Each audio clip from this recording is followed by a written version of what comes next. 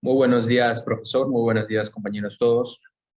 En esta ocasión, mi grupo, conformado por mi persona, mi compañero Campos Guaringa Nilton Adolfo, Juan de Valle Yasumi Yasminder, Ramírez Gastón Olivares Ricardo Sebastián y López Murrieta Antonella Nicole, les hablaremos acerca de nuestro caso.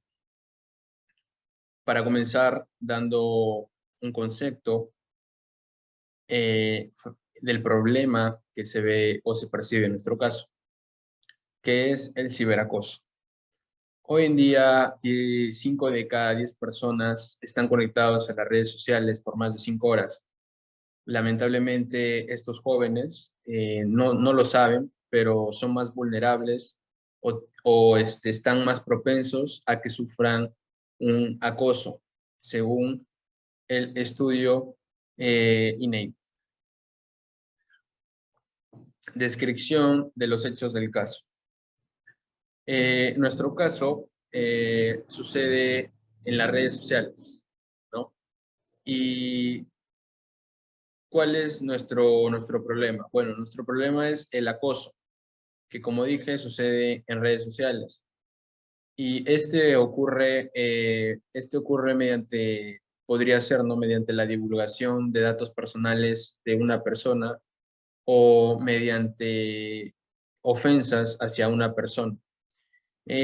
Lamentablemente es un hecho que sucede a diario, ya que el 14% de adolescentes entre 15 y 19 años tienen una tasa de 40.27%, perdón, de padecerla, y lo mismo ocurre en el rango de edad de los jóvenes de 25 a 29 años, eh, que tienden a tener un 38.86% en la región metropolitana. Bien, la explicación del problema ético. El problema ético ciudadano es considerado un problema ético porque los agresores realizan cosas perjudiciales e intolerantes y conflictivas hacia las demás personas. Como ya expliqué anteriormente, se puede reflejar en un ejemplo de que una persona difama a otra, ¿no? Haciéndole o humillándola, perdón, a esta persona o víctima, como se puede llamar. Eh, bueno, los agentes morales que encontramos en nuestro caso fueron dos, agentes morales responsables y agentes morales e irresponsables. Los agentes morales responsables pues vienen a ser las víctimas y los irresponsables vendrían a ser los agresores. Las víctimas han utilizado su libertad al momento de tener la la valentía de participar en las encuestas que se les hicieron para este tipo de investigación que nosotros acoplamos o sacamos para demostrar los datos que se vieron anteriormente. Y los agresores utilizaron lamentablemente su libertad para amenazar a estas personas. Eh, nuestro análisis de la situación o del caso, se nos pidió dar dos deberes y dos derechos. Bueno, los dos deberes que encontramos, perdón, los dos derechos que se encontraron en el caso, fue el primero, el derecho a la vida, a la libertad, a la seguridad, a la integridad de la persona. ¿Y por qué hemos relacionado estos deberes con el caso? Porque cuando la persona acosa a la víctima, ya se está irrespetando la integridad de la persona. Entonces, también se ve una consecuencia significativa o grave, en otras palabras, que la víctima va a recibir daños físicos y también psicológicos, y se va a volver tímida y poco sociable, ¿no? Con las demás personas por el problema que le causaron. También hemos podido observar que Se ha visto el derecho a la protección, a la honra y a la reputación personal, a la vida familiar y a la vida privada de esta víctima. ¿Y por qué hemos relacionado con el caso? Porque el agresor no respeta la vida privada y la reputación de la víctima, ya que al divulgar información falsa por las redes o compartir, en otras palabras, se está humillando a la persona, ¿no? Ni no se está respetando la vida privada y reputación, como anteriormente dicho. ¿Qué consecuencia observamos aquí? Es que la víctima se sentirá expuesta frente a las demás personas, ya que lamentablemente pues han manipulado su información de manera perturbadora, llámese así, y eso dañaría su imagen pública de, de pues alguna otra manera, ¿no?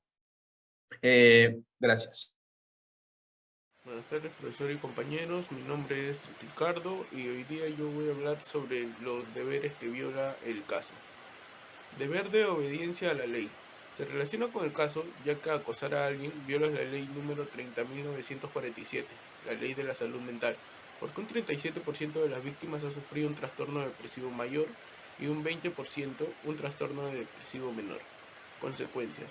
Las personas que muestran una enfermedad mental debido al ciberacoso tienden a tener una falta de interés por las actividades que antes disfrutaban, o en el peor de los casos, que conlleva el suicidio. Deber ante la sociedad. Se relaciona con el caso, ya que cuando el agresor hostiga a la víctima, se está incumpliendo el deber de convivir con las demás personas de manera tranquila, ya que el 10% de las víctimas se aísla de la sociedad. Consecuencias. La víctima al aislarse de la sociedad tiende a tener un comportamiento distinto al habitual, y de la misma manera puede sufrir enfermedades psiquiátricas como la esquizofrenia y la ansiedad. Gracias. Profesor, buenos días, compañeros, buenos días. Mi nombre es Milton Campos Waringui y voy a explicar lo que es el ciberacoso. Hoy en día muchos jóvenes recurren lo que es a las redes sociales, mayormente lo que es Facebook en busca de aprobación.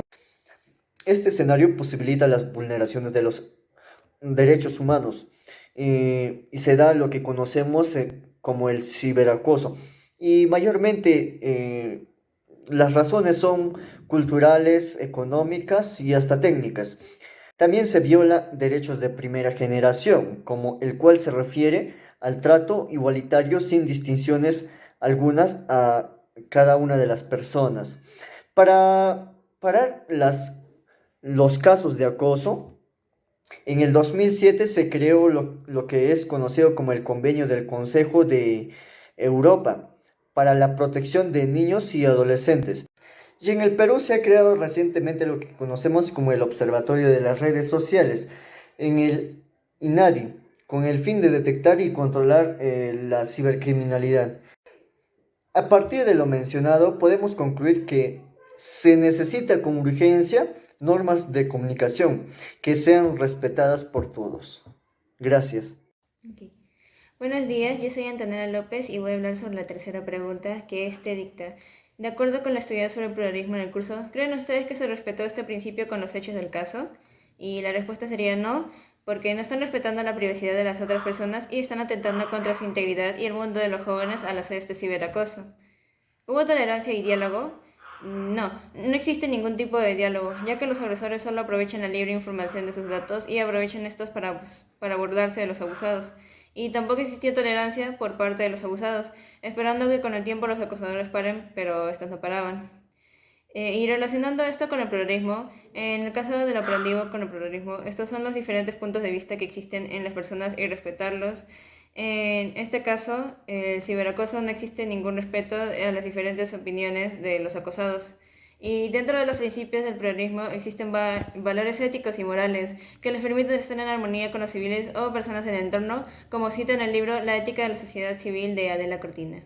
Muchas gracias. En este caso no se aprecia ningún gesto de solidaridad, ya que en este caso trata sobre el ciberacoso, donde se puede apreciar que los jóvenes de hoy en día se conectan las 5 horas al día o más en las redes sociales y que también desde cualquier tipo de plataforma o medio puede ver cualquier tipo de ataque o, o mediante la divulgación de una información confidencial o falsa. Por lo hecho que somos libres de expresarnos, como dice en la Constitución política, no significa que deberíamos de atacar a otra persona.